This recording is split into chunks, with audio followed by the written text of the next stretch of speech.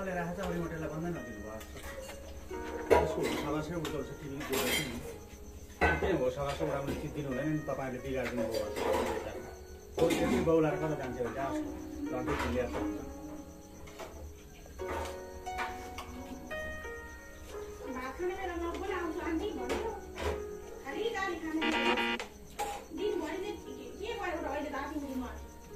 दिनभर त बिचरा बिची नि अनि भ्याएको भए त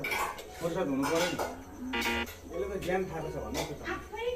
त्यो त आइदिएदेखि त प्लत्तै छोडेर हुन्छ भनेको क्या म के पो मात्रै बोलाएको बेला आइदिएको भए बोलाएको बेला छोड भनेर छोडिदियो त लटै सकिहाल्थ्यो नि दुखु चाहिँ अब टाप्टी बन्द गरेर आइज त भने क्या मैले उसले त त्यहाँ त उता ठुलो मान्छे गार्जेन पो भयो भनिरहेको छु अब टाप्टी बन्द गरेर चलिदिइहाल्छ म हिँडेँ भनिवरि हिँडेको कहाँको हौ जाऊ आमा घर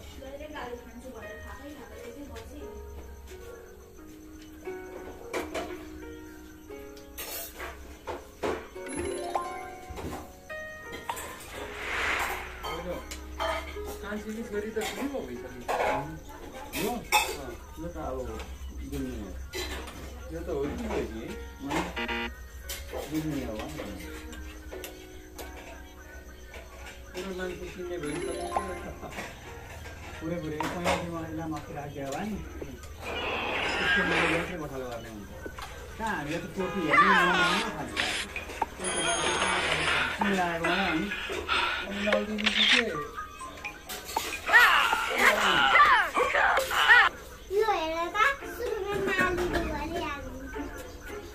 माइतीसँग मान्छे कि मान्छे